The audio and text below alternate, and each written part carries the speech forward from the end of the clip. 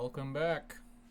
It's been a long time, but baseball season is heating up, and I've made a challenge for myself to be a little bit better about this channel.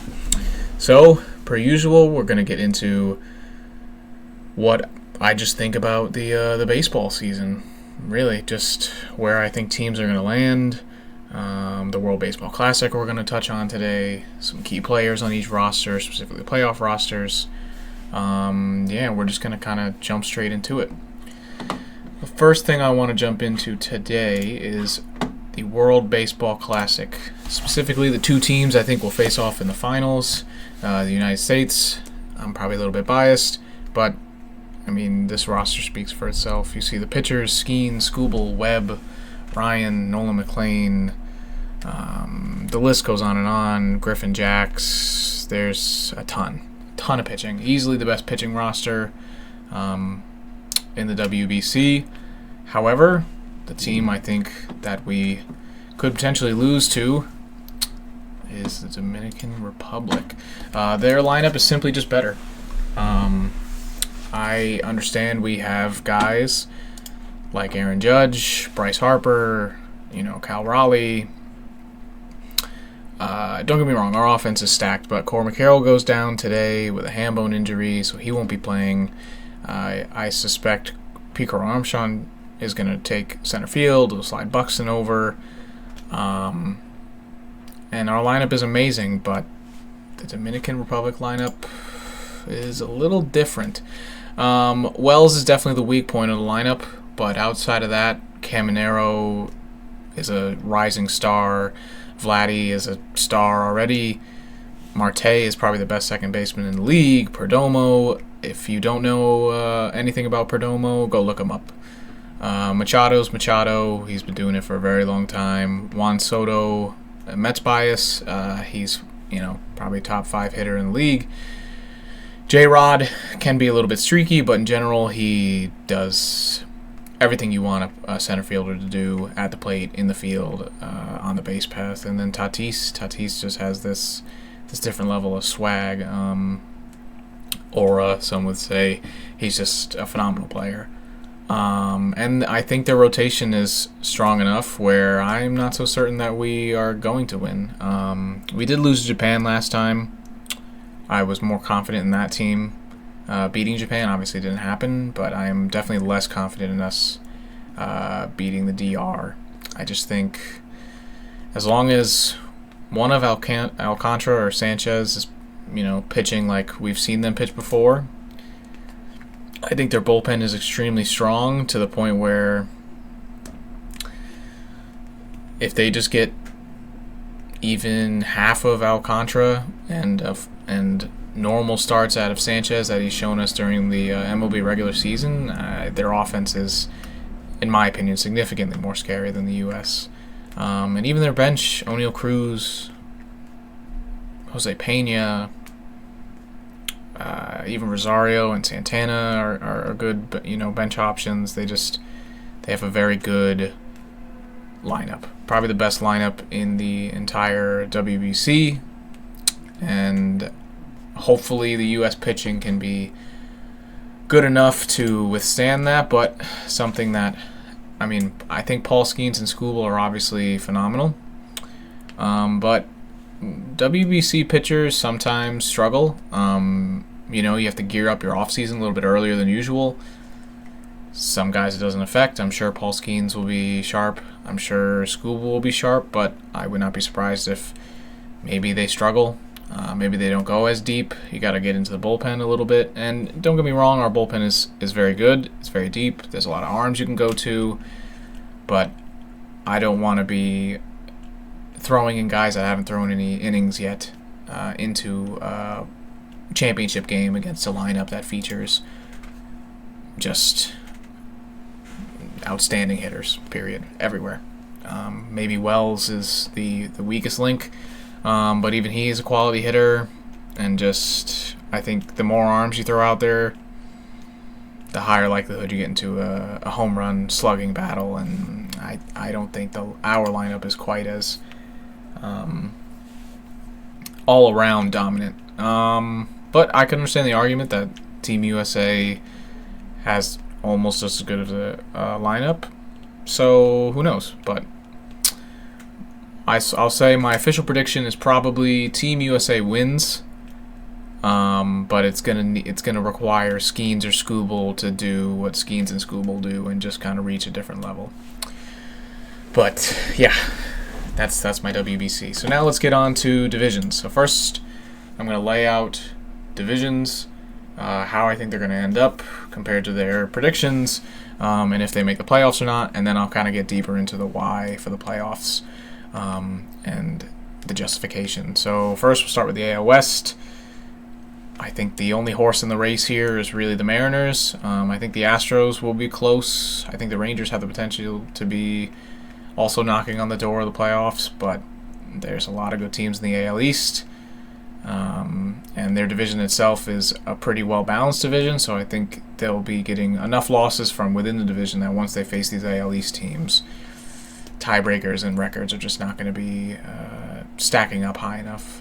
Besides the Mariners, I think, if you look at my personal rankings, they have a top, 10-ish offense, probably the second best rotation, and then another top 5 bullpen. So being that dominant on the pitching front, combined with really consistent, really good hitting, I think it's just going to make them a team that wins a lot of ball games in a lot of different fashions. They can slug with you, or they'll just keep it low scoring and win a game 2-1. I think they're just built to win a lot of games in a lot of different ways. So that's why I think. I honestly don't even think it would be close. I know their over/under is about 89.5. I think they'll be around that, maybe a little bit over. I'll go 90, sharp over. But I just think the other teams are really going to be in the low 80s, upper 70s, to the point where there's just going to be too much of a gap by the end of the year. And they're a very balanced team. They were one game away from making the World Series. And Trey Savage did have a really good game, but just in general, they were, one bad performance away from making the World Series, and who knows, maybe their rotation holds up a little bit better. So they're definitely a contending team, and it shouldn't be to anybody's surprise that I have them in the playoffs, especially winning the division on top of that.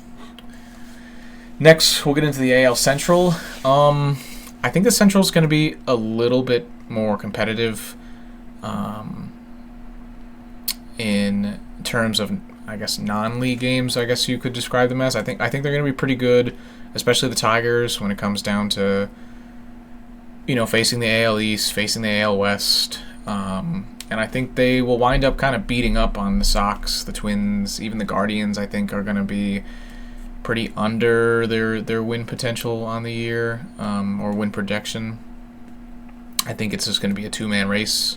I really think it's honestly a one-man race. I think the Tigers run away with it from the jump. But I could see the Royals contending a little bit. Their rotation's really solid. They have a relatively solid lineup. They're just a consistent team. So teams like that, they put out the same product every day. They score 4 or 5 runs. They give up 2-3 runs on average, and they roll with it. But I think the Tigers just have a lot of talent,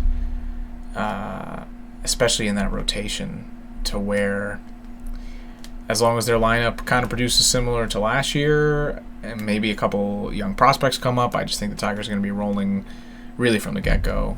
It's going to be really kind of hard to slow them down. So next we'll get into the AL East. And maybe a bold prediction, although according to Fangraphs, Pacoda, over/under, I think the Yankees will win the division. I wouldn't say it's that bold of a prediction, but I could definitely understand people, vouching for the Blue Jays, even the Red Sox. But I think the Yankees, as much as you look at their offseason, like, they're kind of just running it back. They are running it back, but a lot of the guys that they're running it back with, either they acquired at the trade deadline for their bullpen, or just were guys that weren't there. They're gonna get Garrett Cole back at some point. They didn't have Schlittler at the start of the year last year. They have some depth in the middle infield and at weaker positions, so I feel like they're just going to have ball players all year round. Reliable guys they know. There's a locker room presence that's pretty strong, and I just think, it was a 94-win team last year. I think they can pretty easily replicate it again, and I just think the Blue Jays might slip a little bit. A lot of people like to point to that determination of, you lose in Game 7 of the World Series, you're hungry. And I definitely think they are hungry, but I think they're different. I could argue they might be slightly worse compared to last year. And you can argue that they're better, and I could hear that out, but I think they lose a little bit of juice in the lineup. And I think sometimes that need to succeed and that hunger can also be blinding. I think there's teams that are overly aggressive at the plate, overly aggressive pitching, and all of a sudden, you drop a game to a team you shouldn't lose, and it's even more defeating because now you have the back that loss gets magnified because you have that Game 7 loss in the back of your mind. So I think this is a lot of pressure for the Blue Jays. So I could see them slipping up a little bit. I still think 87.5 is a pretty good mark. I'll go on the over on that. I think they could be upper 80s, low 90s, but I definitely think the Yankees have the advantage when it comes to just overall roster and just kind of the tone coming into the season. And building off of it, the Red Sox, I think will get in again. I think it's gonna be close. They might be battling, but they've made some moves. Obviously, I think the fan base is a little disappointed in the fact that they couldn't retain Bregman, especially off of basically a no-trade clause and a couple $1 million. But, they make a trade for a really solid hitter, an all-around guy, kind of a gamer like Caleb Durbin, ex-Yankee, so now that builds that rivalry a little bit. They get some pitching, really needed pitching in the starting rotation. They have a lot of good young prospects that are going to be ready to go. I just think they're going to be one of those teams that you really hate playing in Boston, but you honestly hate them even more when they come to your city because they're just going to come punching straight up. They're just going to fight every game. They could be down 8-2 in the 7th. They're going to still be looking for quality at bats, trying to get deeper into your bullpen, trying to get the starter out, whatever it takes. I think this is going to be their identity. They're just going to be really scrappy. Kind of what the Blue Jays were last year, but just in a even more intense mode. I think the Orioles will be close. I think they're going to have a much better year. I think they'll be scratching at the door. Their lineup, I have it ranked as the second best lineup in the MLB, which on the surface sounds crazy, but when you look at that lineup, it's deep. Not a ton of super duper top end hitters like a Judge or an Ohtani or a Soto, but they have a guy like Pete Alonso. I'm a diehard Mets fan. I watched that guy play 7 seasons in the orange and blue, and he is what he is. He's going to hit 260. He's going to hit 40 home runs. He's going to drive in 100 plus RBIs and play the full 162. His fielding, okay, he's not great on the base pass by any means, but putting a big bat like that in a lineup that's full of just hitters, high quality hitters at that, is going to be really, really hard to just get a lot of rest for your rotation, get through innings quick, efficiently as a pitcher. So I think their lineup's really good. I just think the only thing holding them back is pitching. Rotation, I think is pretty weak. The bullpen, I also believe, is pretty weak. They could strengthen that. Maybe they got some guys in the minors who could come up and play. Maybe they make a trade or two with some of their farm system pieces, but I don't really see it. I just don't see an avenue for them with their pitching that can, really be solid enough to get them in. And it's also really tough to have 4 teams make the playoffs in one division because they're just going to all beat up on each other. There's going to be series where the Orioles take it to the Yankees and the Yankees take it to the Orioles, and it's going to go, Same thing with the Blue Jays and the Red Sox, Blue Jays and the Orioles, Rays and the Orioles. It's a very high quality division, so usually your win totals are a little bit lower, which is why I think, are they probably maybe a better team in a series than the Royals? Yeah. Or the Astros? Maybe. But sometimes it's just the unfortunate part of being in a really tough division. It just doesn't roll your way. So I think the Orioles just missed it. The Rays, I'm a little low on the Rays. I'm kind of over this, Rays type of baseball where they find these guys international, or they make these low, 3-team trades, and it turns into this, diamond in the rough type ordeal. I'm kind of over it a little bit. It's effective. They're competitive. They play Rays baseball, good defense, steal bags, put the ball in play, but just I don't think enough firepower to really be actually a serious playoff contending team. So that wraps up the AL. Let's get into the NL. Actually, first let's go seeding. So I think the Yankees will be the overall 1 seed. I think we'll go with the Mariners 2, Tigers 3, and then we'll go Blue Jays 4, Red Sox 5, and Royals 6. Which would mean in the playoffs it would be Blue Jays versus the Royals Tigers versus the Royals, and then Blue Jays versus the Red Sox. So yeah, that's I guess my official AL playoff picture as of 2/11.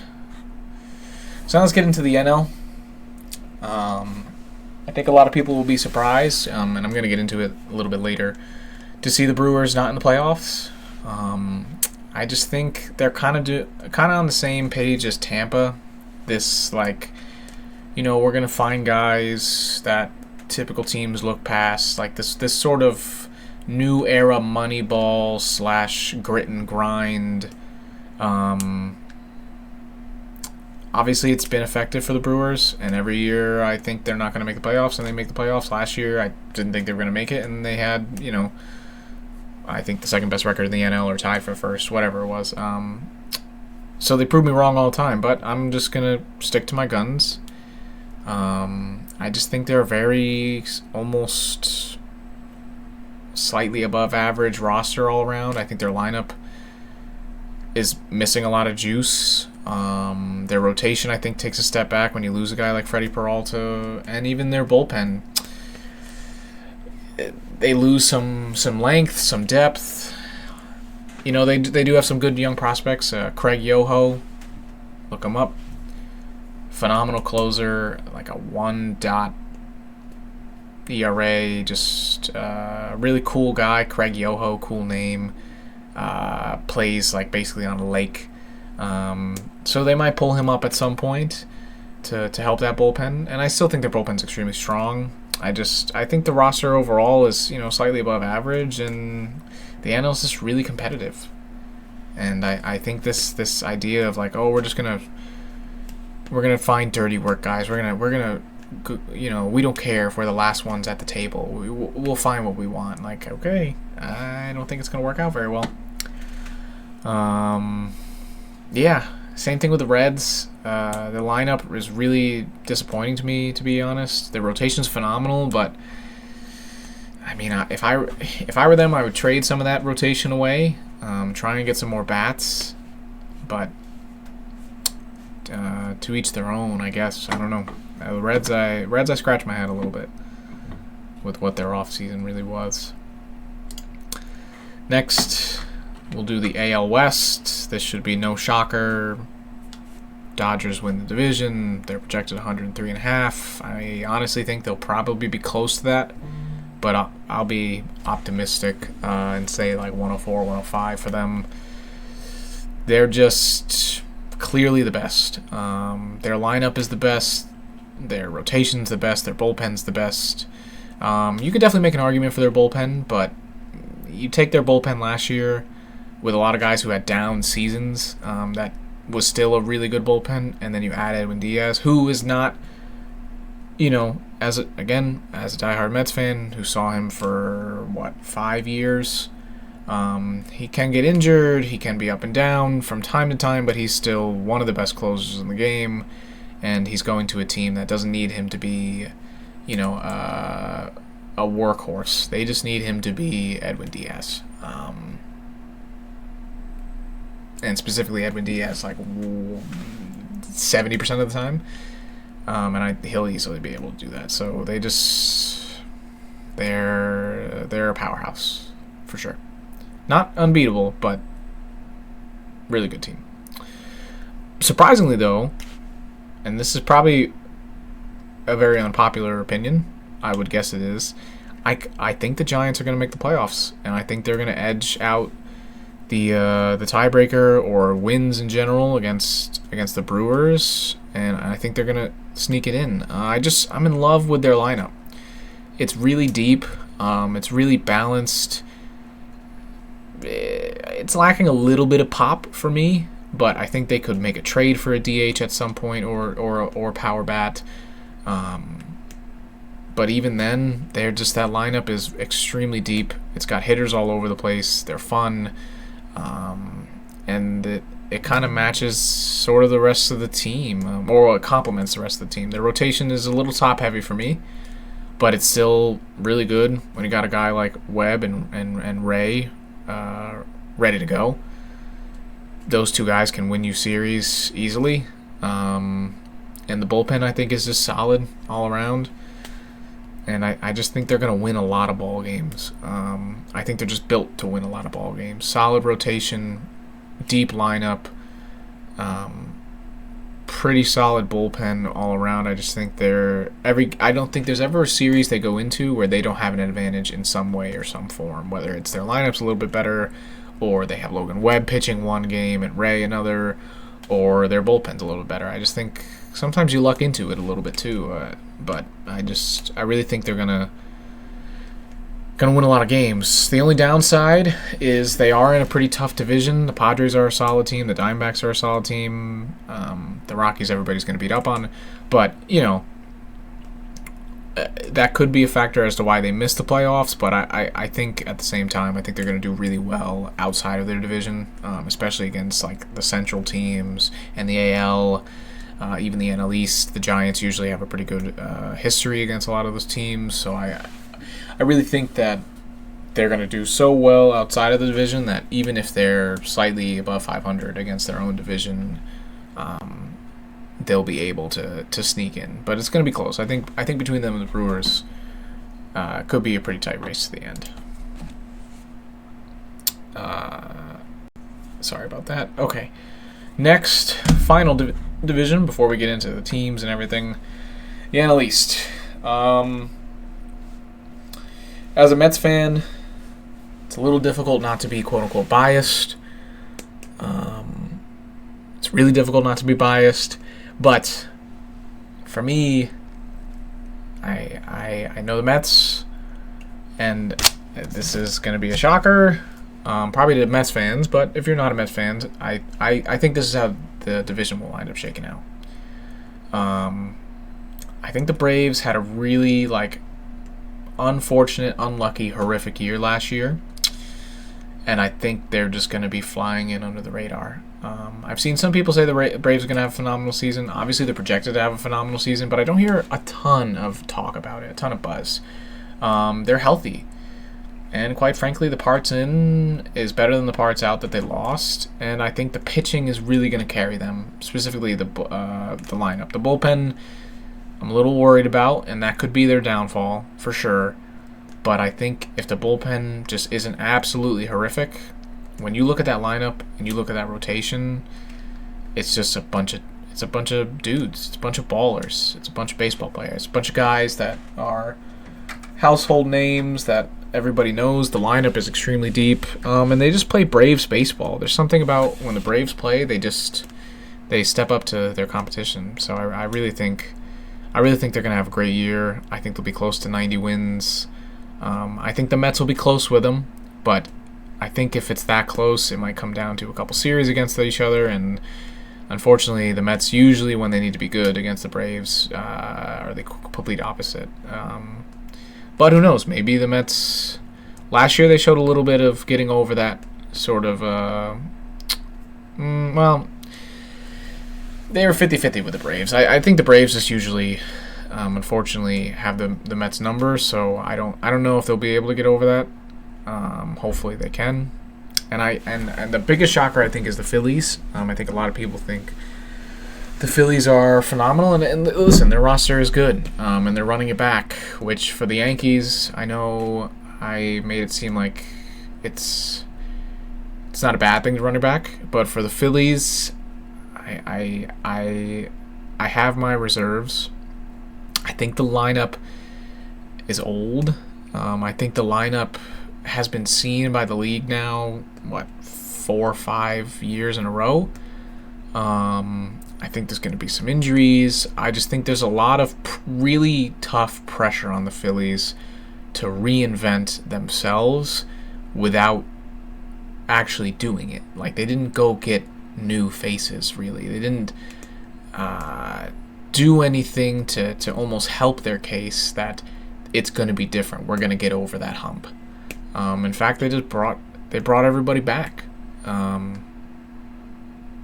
And they're going to deal with Wheeler out for a little bit, and he's getting older. I think this is the year. Like, it's a fine line. Either this is the year they get over the hump and they go very far, they make a trade, guys start playing like, their best seasons of their life, or it's the year where it finally kind of comes to its end, where it's like, all right, we can't run it back anymore. We gotta move on. We got to trade some guys. We got to bring up the young guys. We got to see what we have, retool, and figure it out. I just think that's the kind of season that they're kind of on the balance with. But I still think they'll make the playoffs. They're the Phillies. That lineup is very, good still. The rotation is solid. The bullpen is obviously one of the best in baseball, according to me. They're still a very, very good team. And they have figured out the regular season. They figured out what it takes to win a lot of series. So I think they'll still be competitive for sure. Obviously, I think they're still going to make the playoffs. But I think this is going to be the year where, they finally wake up a little bit front office wise and decide we got to change it up a little bit. But now I kind of want to get into the more roster specific justifications of why I kind of laid them out this way. So the first thing I want to do is get into Seattle. We're going to work our way back how we started, so we'll go to the AL West. So when I look at Seattle, just some key guys, some key acquisitions, people to look into. I think they're going to have similar results. You lose a guy like Polanco. Yes, is it probably biased, in my opinion, because I'm a Mets fan, on what his value is? Sure, but he was phenomenal. And even down the stretch, he had Eugenio Suarez, which I know he didn't play particularly well when he was back, but still another threat to the lineup, another big home run hitter. So you lose a little bit of production there, but you add in a guy like Brendan Donovan, and I think that's something that they kind of missed. If you look at their K percentages across the board, they're pretty high. I know their projections, but to project a guy who finished second in the AL MVP with a 27% strikeout rate is pretty high. Same thing with Julio. Same thing with Randy, Victor Robles. Like, they have a lot of strikeout, guys. Luke Raley off the bench. Ref Schneider strikes out a lot too. You can ask any Red Sox fan, they'll agree with you. So I think they needed a contact guy, a guy who doesn't strike out a lot, which was something Polanco was for them last year, even though he's had years where he struck out a ton.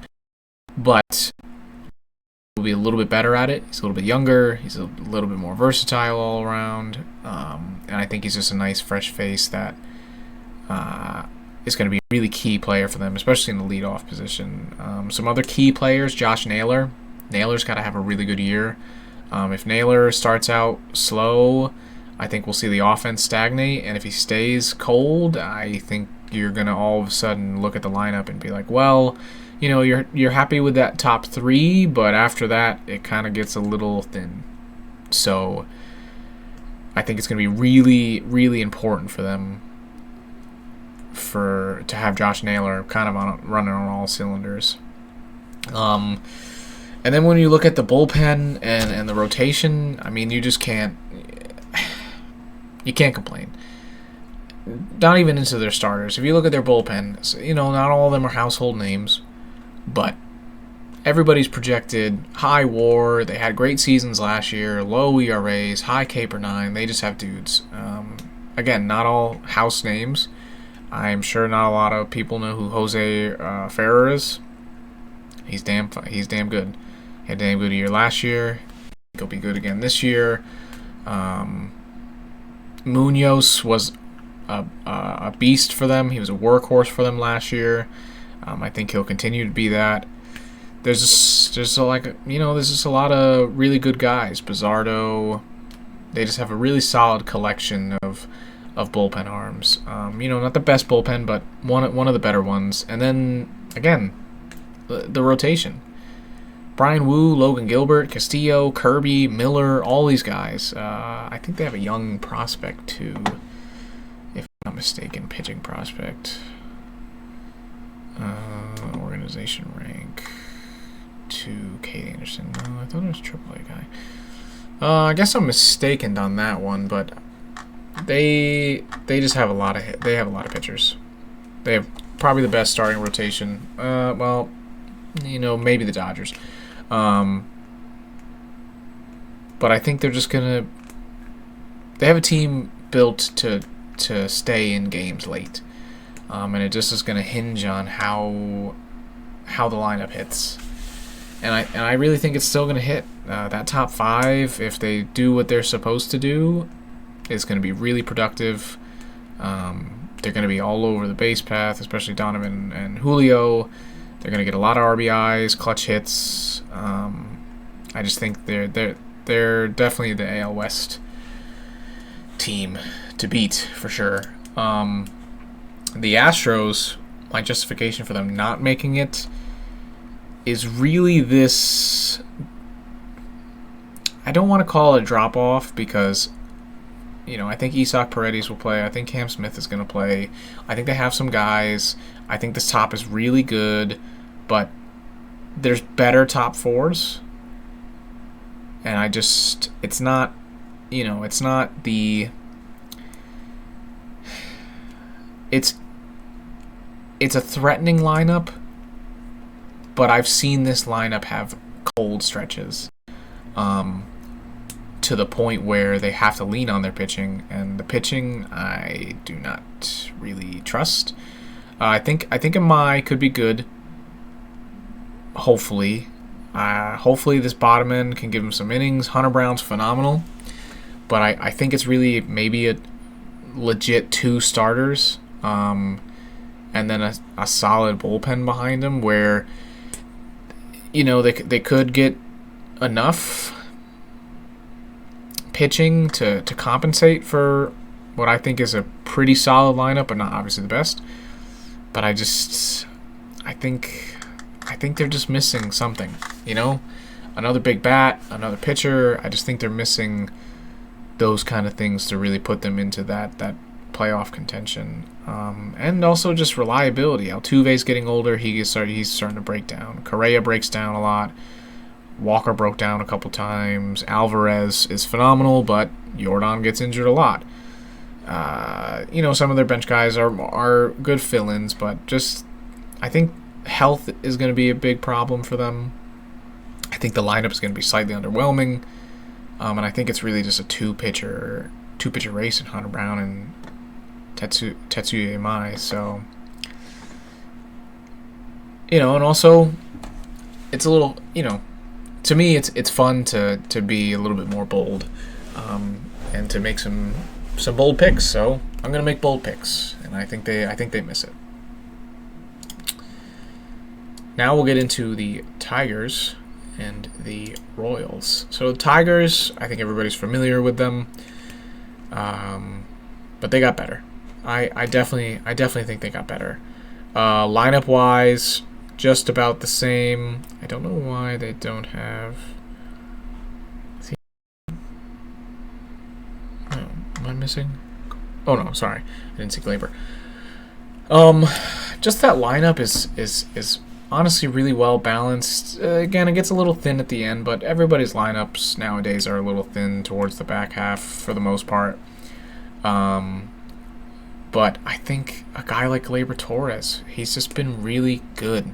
Like, really good. Like, really good. Like, if I was a Yankees fan, I really wish we had him. If I were a Yankee fan. He's just a hitter. His defense, okay, you want to question. But he's just consistent. He's a ball player. He hits. And I think the real star of the show is this rotation. I mean, Skubal Valdez is a great one too, but then you back it up with Flaherty and Verlander and Mize. It's going to be really hard to score against a team like this. And I do think Valdez will take a little bit of a step back. I don't think he's going to be a 3.42 guy. I think he'll be like a 3.6 ERA. Maybe the walks per nine creep up a smidge. But I just think him having the ability to lean on Skubal for length, Flaherty, I think Flaherty is going to be a big part of the rotation this year. And even the bullpen. You got a guy like Kenley Jansen. You retain Kyle Finnegan. There's just a lot of really good depth here. They have some good prospects. I know that are close. So I think they're just going to be really consistent all year long. I don't think there's some teams that obviously have their stretches where they go on losing streaks and winning streaks, but I think they're just going to be consistent. I think they're just going to be a series winning machine. Because every series you're going to have some combination of Skubal, Mize, Verlander, or Valdez, Flaherty, Verlander, or Verlander, Mize, Skubal, or Flaherty, Verlander, Mize. Skubal, Valdez, Mize. You no matter what, you're going to be facing one of their horses in one game. So then it's down to, if it's a series where it's Verlander, Mize, and Skubal, on a Verlander day, if he has a good day, now all of a sudden you're facing two really good pitchers. Or on the flip side, if they have a really good lineup day and Mize pitches decently, they can now lean on their pretty deep bullpen and win a game against anybody. So I really think they're just going to be consistent all year long.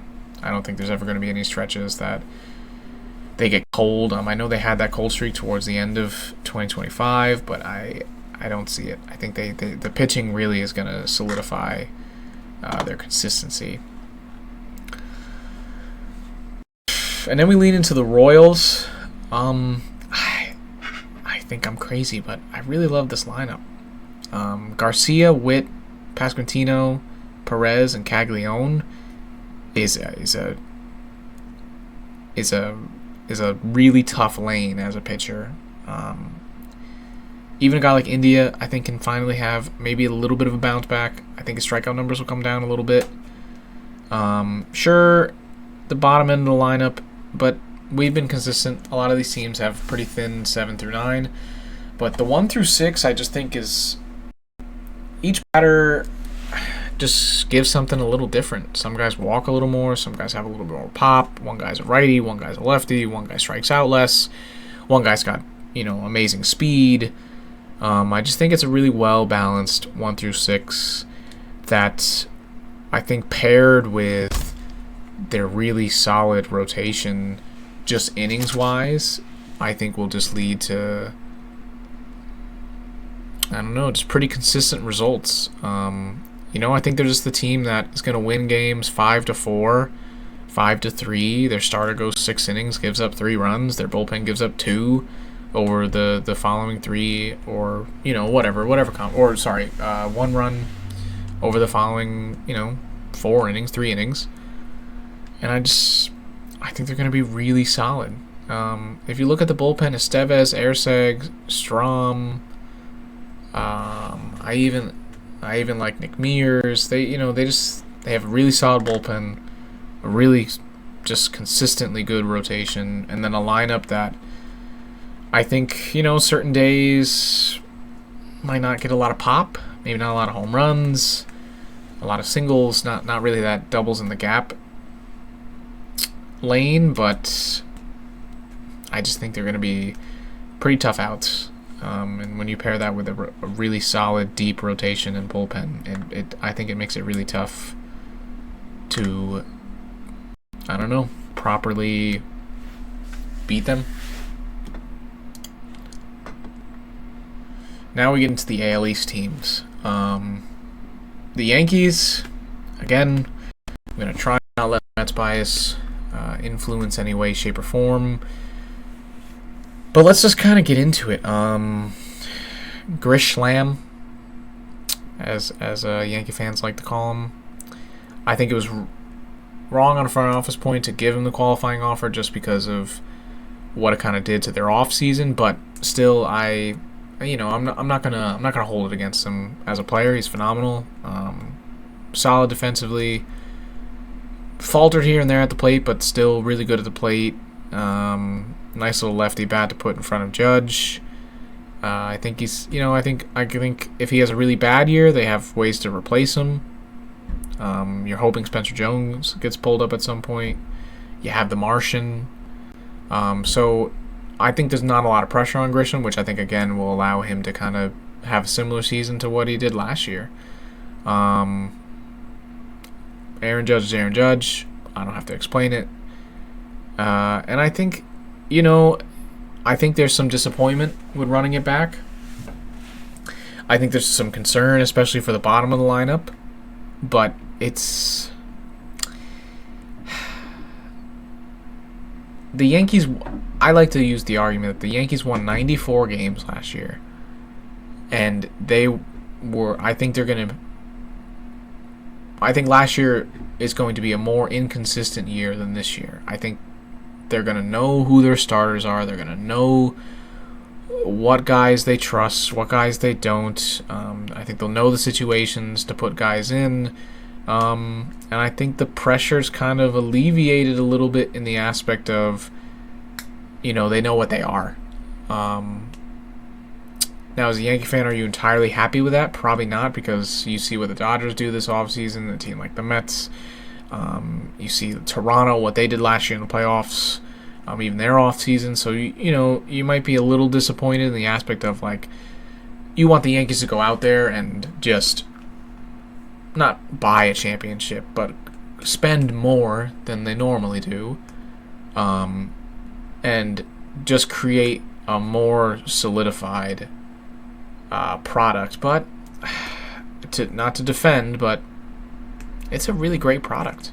The way they started last year, which was a completely different team, in my opinion, they were hot. Their offense was amazing. And they finished the year with either the second-ranked offense, top 5 offense last year. So, I can understand their reserves, but I think the offense was really good last year, and sometimes if it ain't broke, don't fix it.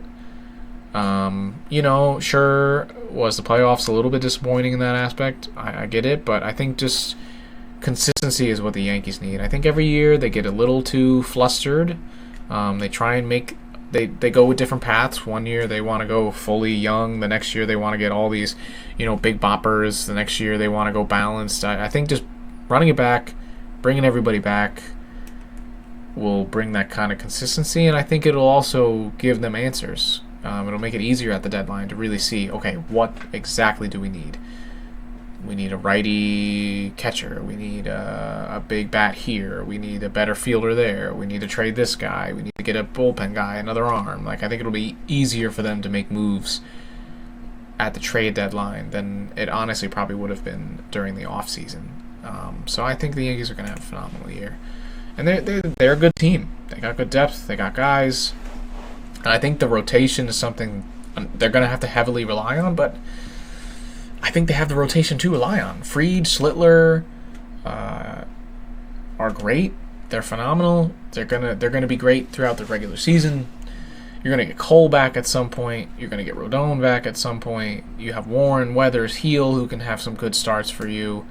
I just think the rotation, they will have to lean on a little bit, but I think the rotation is almost ready to go, like almost willing to take on the challenge, from my point of view. The bullpen, I can understand a little bit of concern, but you're familiar with all these guys for the most part. I think Bednar is phenomenal. I think Duvall will have a bounce back year. Fernando Cruz, Hill, Bird. You got solid guys. It's a solid bullpen. It's not amazing, but I think it'll be solid enough to where, you're not gonna. It's not gonna be a deal breaker. I also forgot Clark Schmidt. Again, another innings eater. Good guy. Could go to the bullpen starter. I just think the Yankees are really good. I think they really are. Next this should be Toronto, right? Yes. Toronto, I think where my reserves with them is just the lineup. Springer's great. To be completely transparent, I'm not too familiar with Nathan Lukes. I'm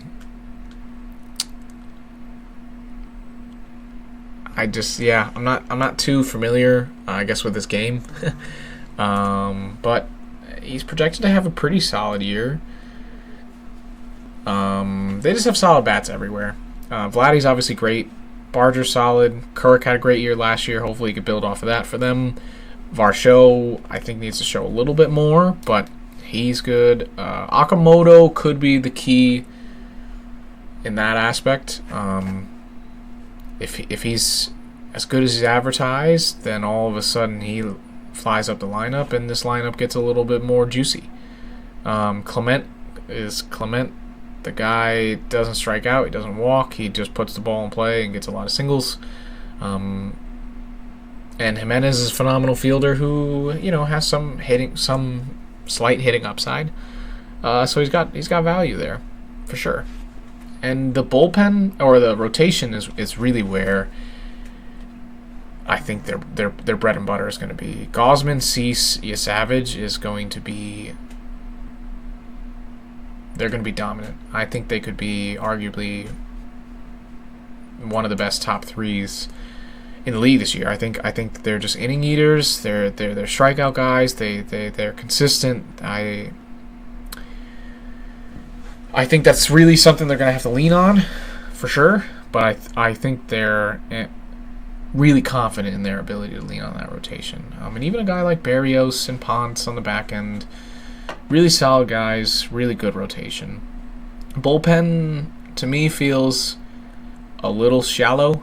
Hoffman, Garcia, Rogers. I even like a guy like Little's okay. Lore's not too bad. But it feels a little shallow. But I think they have the ability to try and trade to get out of that. Some other key injuries that will be back at some point. Shane Bieber, more starting pitching depth. Santander, power bat, had a really bad year last year, but hopefully he can kind of turn it around. And, I think Toronto is going to be fighting with the Yankees all season long, and I think their games are going to be really fun to watch because I think they both understand what's at stake. I think they both feel pretty confident that they make the playoffs and they can go on a really, really deep run. As do the Boston Red Sox. Boston.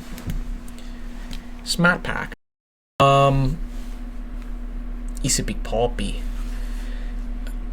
The Red Sox, I mentioned it earlier, they're just going to be scrappy. Pretty plain and simple. They're just going to be an annoying team to play. If there's any prediction I want to make on 2-11, my prediction is that they will be getting in a lot of fights. I think there will be a fight between the Red Sox and the Yankees. I think there'll be a fight between the Red Sox and the Blue Jays. I think they're just going to be a scrappy team. I think they got some guys that just really want to win. I can understand where maybe they're a little skeptical of Story repeating last year and Wilson Contreras with his age and Willie Abreu doing it again, and maybe Caleb Durbin not being the bat like Bregman, but I think it's a really well balanced lineup. I think it's got some depth. I think you combine that with how much better they got in the pitching department, in the bullpen. It's pretty similar to last year, I would say. But it's really the rotation that I think took a really big level jump with Crochet and now Ranger Suarez. That 1-2 punch is great. Sonny Gray as an innings eater. He had a phenomenal year last year. Brian Bello, I'm kind of high on. I think he's a really solid 4-5 guy. Some other notable guys. Costas will be back. I'm trying to think. It's Tolley. Hauk is pretty solid. There's the other kid. I can't remember his name. I'm sure it's in the Tolley early. I think those two are really strong. I'm sure at some point, I think he's listed as second baseman. I'm sure at some point Christian Campbell will be up. They have a lot of really just good young prospects that are also scrappy that I think can contribute. I think they're just going to be that team, I think they'll almost mimic the Blue Jays of last year. Not necessarily playoff results, but just regular season where it's like a lot of balls in play, a lot of scrappiness, really good rotation, really good pitching, and I think they're just meant to be a playoff team, for sure. Let's get into the NL. Let's have some fun. Let's talk about the Cubs. Chicago. Good year for Chicago. Chicago sports. Sort of. Blackhawks and Bulls are a little disappointing, but go Bears. Go Cubs. Cubs, really deep lineup. Really deep lineup. Pretty plain and simple. Phenomenal lineup. I mean, I'm intrigued to see how, I don't know, Moises Ballesteros. I'm intrigued to see how he pans out. I think him and Shaw could be splitting some time. I think they're going to have a lot of guys kind of at that DH moving all around, but just really good lineup. Bush, Bregman, Happ, Suzuki, P. Crow Armstrong, Nico Horner, Swanson, Kelly. They got players. Miguel Amaya. They got a lot of good guys. I think they need to focus on strikeouts. You can look at their projected K percentage, but even last year's percentage. They got a lot of swing and miss, which I think kind of stalled their offense out a little bit at times, but really good. Just really good. Phenomenal defense, well-balanced lineup. Now you bring in a guy like Bregman who is an everyday gamer, brings that locker room presence, and then you pair that with a really good rotation. Boyd, Cabrera, Horton, Imanaga. Really solid 4. My issue with it is who, by the end of the season, who do you imagine gets the ball game 1? Does 35-year-old Boyd repeat last year? Maybe, maybe not. Does Edward Cabrera take a step up and lean on his, kind of filthy pitches? Maybe. Cade Horton is young. I think he is hoped, or as from the fan base perspective, to be that guy, but he's young. Imanaga at one point was like that, had a really down year last year. Could he get back to it? I don't know. Same thing with the bullpen, honestly. Who are you confident in a playoff setting, in a or even just a closing game in a series? I've watched Phil Maton. He can be up and down year to year. Really solid, but could be up and down. Obviously, they're going to lean on Palencia to start the year, but you don't know. I think Tealbar has the opportunity. Milner has the opportunity. But, I think this is a couple question marks with who's really going to be their go-tos. But they have a phenomenal coach, and I think it'll be relatively easy for them to figure that out. Justin Steele, notable injury. I wonder if they have any good pitching prospects, specifically Jackson Wiggins. Okay, so maybe Wiggins comes up. He could help the rotation. I'm sure they got relief guys too. Yeah, I mean, they don't have a ton of farm guys really ready to go pitching wise. So maybe that's something they had at the deadline. But I think the Cubs are going to be a serious contender, and I think this will be the year where they finally have a little bit of playoff success, to the point where they maybe challenge a team like the Dodgers, the Mets, the Braves, the Phillies, Giants. Now I want to talk about Milwaukee. We're all pretty familiar with the guys. Similar to Boston, really scrappy. They rely heavily on run prevention, stealing bags, putting the ball in play. But health. Churiel gets injured. Yelich gets injured. And those are two really big bats, and I don't know if I'm as confident in their bats to compensate for the pitching they've lost. They've always been a phenomenal pitching team, but you lose a guy like Freddie Peralta, and I will say Brandon Sproat's got stuff. If they can tap into Brandon Sproat, kind of sucked because I can very easily see him being phenomenal. But you look at the rotation. Woodruff is an innings eater. They have some good young guys that they like to tap into for sure. The Miz is the Miz. He's phenomenal. I'll definitely give him that. But it's really going to be... my hesitation is, can they really keep doing it? Can they keep tapping into young guys? These little diamond in the roughs. These Bryce Terangs. These Joey Ortizes. Sal Freliks. Jet Williams. Brandon Sproat. Can they keep doing it? And to be fair, they've done it. And it's maybe it's wrong on me to question that, but I do question it a little bit. I'm waiting for Craig Yoho to get up here. I know Uribe and McGill are really good. They have some other really good arms. Go look up Craig Yoho. Craig Yoho is a dog. Where is he? Where's Craig Yoho? Craig Yoho. He's 14th in their rank. They have a 3.9 on the ERA for him, but you know what? I'm going to do some Craig Yoho love. Craig Yoho. Baseball reference. I guess he was in the majors at one point, but I'm looking for his minors. Let's see.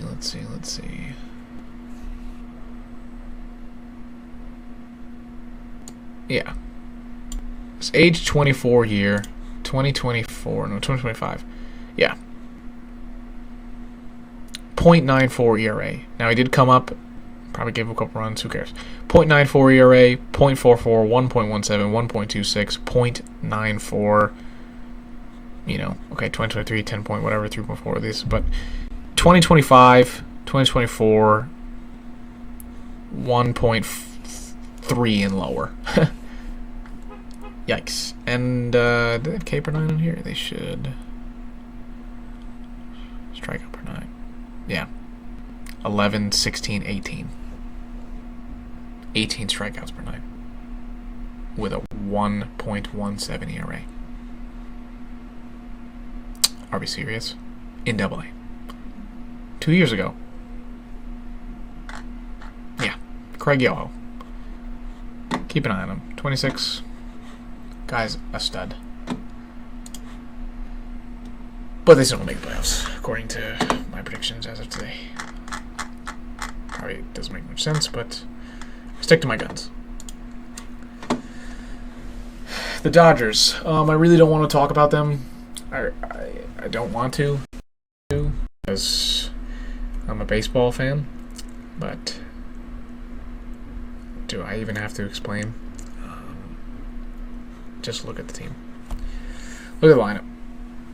Who's the worst hitter? Some people say Muncy. Okay. Sure. Max Muncy's their worst hitter. Some people will say, oh, Andy Pages. Okay. Andy Pages is their worst hitter. Hyun-Sung Kim, okay, sure, maybe hitter, but what he brings on the defensive side, his at-bats that he will probably bring to the plate, just lengthwise, his ability on the base paths, kind of what this lineup already is. You're allowed to have one guy or two guys who are more of defensive-oriented league average hitters. Whoa. Yeah, it's disgusting. It's pretty bad.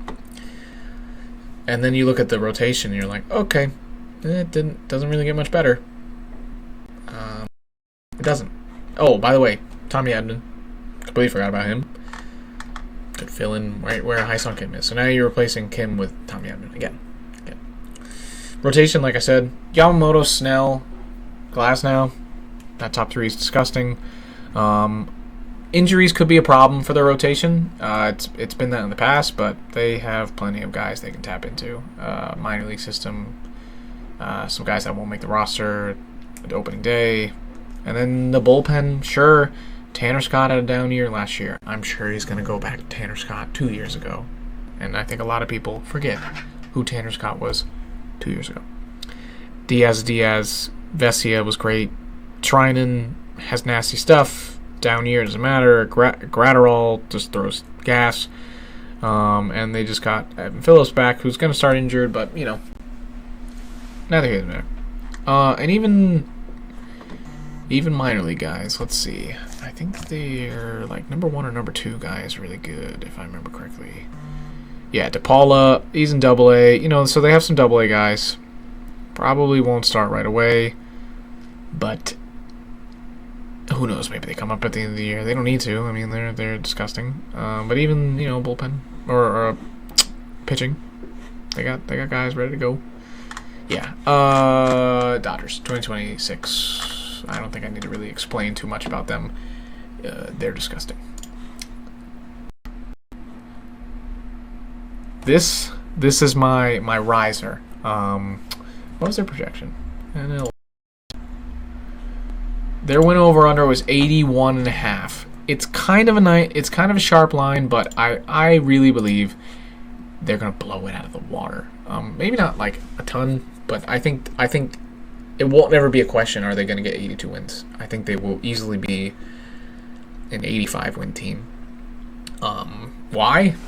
The lineup. Luis Arias doesn't walk, doesn't strike out, doesn't hit home runs. He hits singles. That's all he does. He hits singles. And he's really good at it. Devers, drama, sure, but Devers. The guy can hit. No question about it. Nobody should question that either. Sorry, Red Sox fans, but he's really good. Willy Adames is Willy Adames. He's 30. The guy is kind of a, just prototypical shortstop. Pretty solid defense. Really good at the plate. He's good. He's really good. Matt Chapman has been, earning that contract every single season. Jung-Hoo Lee is a really fun player who I think can kind of be an Arias part 2. Helio Ramos had a great year last year. He's young. He's got some pop. Needs to not strike out as much. Same thing with the rest of the bottom lineup. Bader, Eldridge, Patrick Bailey. Really needs to stop swinging. But just the lineup is kind of really deep. 1 through 7, you're confident those guys can get hits or be competent in big games. And then 8 and 9, Eldridge is really young. So you're kind of hoping he pans out, which it seems like he's going to. And then Bailey, the defense. This is, to me, it's kind of like a Dodgers light lineup. That probably is a little mean if you're a Giants fan, but just roll with it. Take it as a compliment. Very good lineup. Some good young guys. Shout out Drew Gilbert. That guy's a psychopath. Kind of wish we kept him in hindsight. But whether he had a place or not doesn't matter. He's, Mets doesn't matter. Very good player. Hopefully can kind of get a shot this year and really show what he's got. And then, as I had alluded to, it's really the top end of the rotation that sells it for me. Webb and Ray. I know Ray's getting old. I think he might have a little bit of a down year from what they're projecting, but they're still just really good. They're workhorses. Logan Webb is the definition of a workhorse. That guy gives you 200 innings, really solid strikeouts, really low ERA. Injuries, not really an issue. He's Logan Webb. He does the same every single year, and it's phenomenal. And I think they're really going to lean on him. And even the bullpen, solid. You know?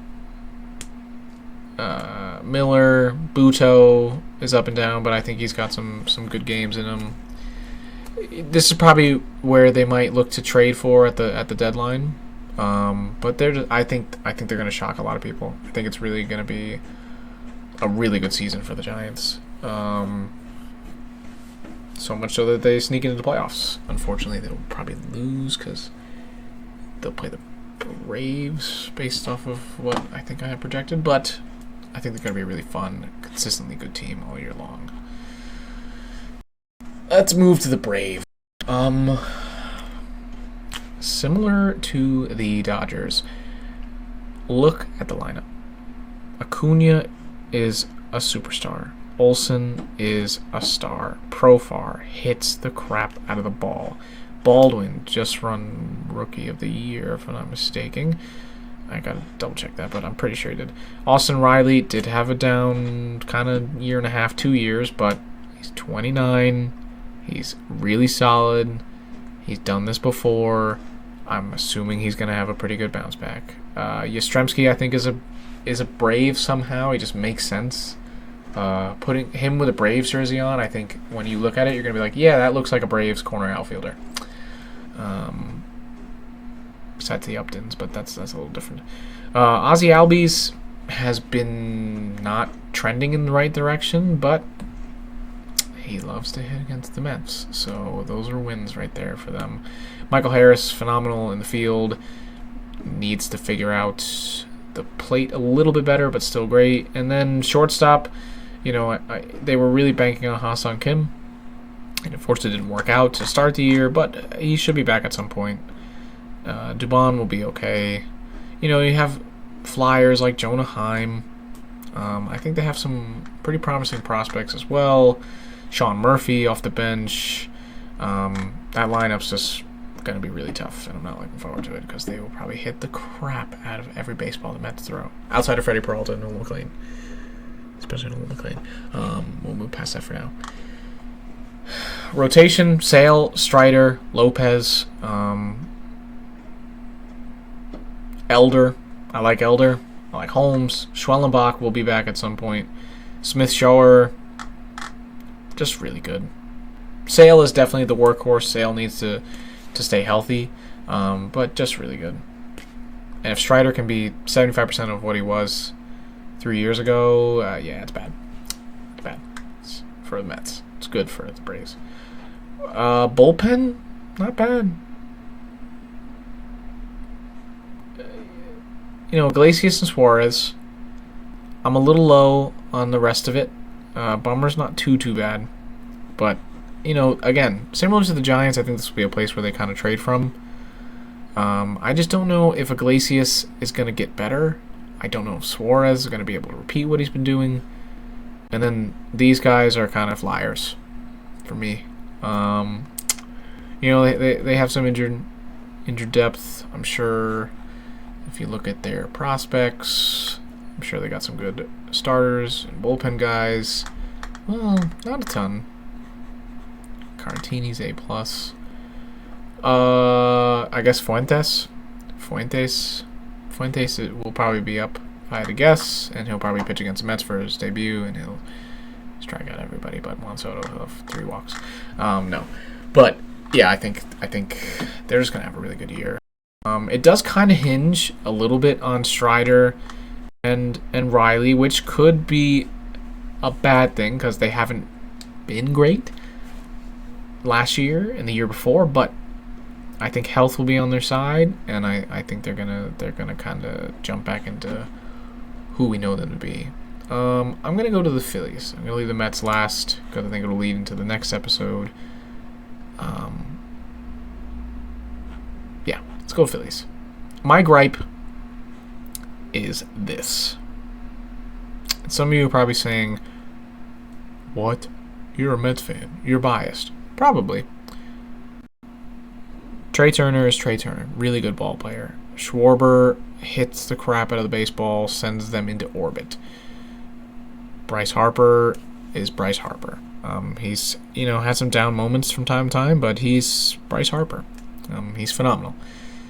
Bohm is a huge question mark. Somebody I don't know why they keep holding on to. I think he had a lot of value, and now you're starting to question, does he have any value? Marsh, I know he's 28. I know he's done some good. Garcia, Garcia's a flyer for them. They're praying he's Castellanos, and also that playoff guy that he was. I don't think he will be. He does kind of fit the Philly vibe though, so who knows? Stott, solid. Real Muto is getting up there. He's been declining relatively. Crawford, my opinion on Crawford is this. He's obviously very talented, but I feel like I've been hearing about Crawford for 2 years now, and they're just pulling him up, kind of because their hands are tied. I don't know if that's a good thing. I honestly don't. To me, it feels like they might not be fully confident in him, but because of just the situation, this is their way of shaking it up. And I don't know. Luckily, they're 9-hitter. It's a really good lineup, but I think, there's going to be lanes for pitchers. Especially if there's a game where Schwarber's striking out a lot or Harper's striking out a lot. I think the strikeouts are going to be... I think that the lineup is going to take a little bit of a step back. I think pitchers are going to really start figuring them out. I really think so. And then the rotation, I get Andrew Painter, really good prospect. I'm sure he'll have a great year. Taijuan Walker was a Met, is not a Met, can't be confident. Nola is, in my opinion, kind of a shell of himself. Although every year he likes to do the flip-flop thing, so I have a 5 ERA and like a 2 ERA, but I think it's starting to get to the end. Luzardo was great for them at the beginning of the year. The rotation's solid, but it's not, losing Wheeler's going to suck. And I also just think, I think some guys are going to have some down years. I think Sanchez will be great, but I could see Nola having a bad year. Walker, Painter could struggle. But their saving grace is the bullpen. Duran, Alvarado, Keller, Kerkering, even a guy like Banks. Really good. And they have some prospects, don't get me wrong. Aiden Miller could come up at some point. I think they have some starters too. He's injured, but he could maybe Chase. They just they got guys. They're gonna be good. They're gonna be a playoff team, but I think they're gonna really show who they are, and I think it's gonna be slightly disappointing, unfortunately, for them. The Mets. This is probably the hardest one to do, just because of personal bias, because of the off season and whatever. I think they'll finish second. I think injuries could play a part. I think the lineup has some guys that are going to be injured. I think it's going to take some time. They might start a little slow. But I have some pretty good confidence that this team will be trending in the right direction at the end of the year. Lindor, Soto, Bichette, top 3, one of the best in the league. Polanco's clutch hitting, I think, is going to be huge. Semion's locker room presence and consistency, again, I think is going to be huge. Beatty's a solid all-around guy. I'm not going to act like he's, this phenomenal guy. He's just solid. He's very solid. I think the boom or bust of this team hinges on Alvarez. If Alvarez can stay mostly healthy, if he can continue to be good around the dish, and if he can lower the strikeouts a little bit, put the ball in play a little bit more, and really show why he was such a touted prospect for his hitting ability as a catcher, this lineup changes overnight. It does, 100%. If he can be the Alvarez that we're all hoping he could be, it changes everything for this lineup. Luis Robert, I don't expect like a MVP type bounce back. I expect him to be better, change scenery. And Benj, same. I think play some really good defense, be scrappy, put some good bats together. Don't strike out a ton. That's all I really want. I don't need you to be a 20, 15 home run guy. You could be a 10 home run guy. If you hit 270 with 10 homers and 60-something RBIs, but you're really good in the field, you get a lot of stolen bases, Benj is going to be great. He is. And then, bench guys, Vientos, Mauricio, both in their own right. Terens, really good backup. Defensively, Hittel's okay. Taylor is defensive really only. But if either Beatty or if either Alvarez or Vientos can jump back into that 2024 / who they're supposed to be form, then it gets really scary. Mauricio kind of has that opportunity, but he's a little bit younger. They're a little weird with Mauricio. Pitching, again, it's going to rely on the young guy, Nolan McLean. If Nolan McLean is as dominant as he was for those 8 starts that he had last year, this rotation is so much better. Just because you really have a 1-2 punch, that then if one of these, Senga, Minaya, has a good month, or Holmes and Peterson can be consistent innings eaters, it makes it really easy on this bullpen, which is not perfect. It's definitely got flaws, but it makes it easy to find a lane for Tobias Myers, find a lane for Luis Garcia, Brooks Raley, Luke Weaver, Devin Williams, AJ Minter. Like, it's going to make it a lot easier for those guys to really succeed. Daniel Nunez, Reed Garrett. Like, you're going to make your weakness in your bullpen stronger, because you're not going to have them come out in the 4th, 5th inning. The Mets' biggest issue last year, pitchers went like 4 innings, especially these two, Minaya and Senga. You maybe got 3 innings out of them, and then it was like, okay, call to the bullpen. Can't have that happen. So if McLean can dominate his starts, that gives bullpen rest.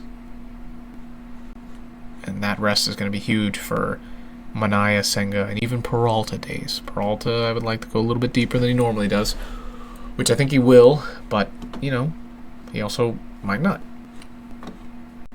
And then really any notable prospects, I don't think any of the hitters they're really going to be touching this year, especially with Vientos, Beatty, Mauricio. It's just going to be Tong. Does Tong come up at this point? If Tong comes up, it means one of 2 things. Either a ton of injuries to the rotation, which is bad. I guess 3 things. A ton of injuries to the rotation struggling horribly, or, which is very possible because he was just, the minor league pitcher of the year, he's a dog.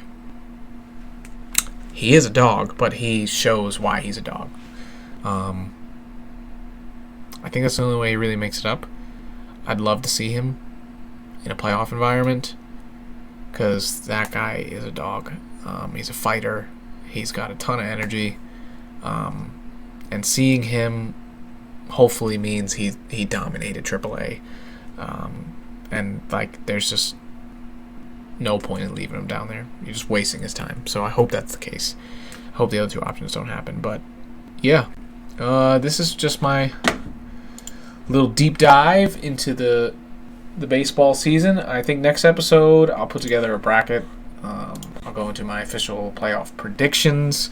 They will be biased, unfortunately. But yeah, I'll create a bracket. We might go a little bit more into the depth of each division. So I might start with the AL West and kind of go over their off seasons in total, what players, notable things like that, ins and outs.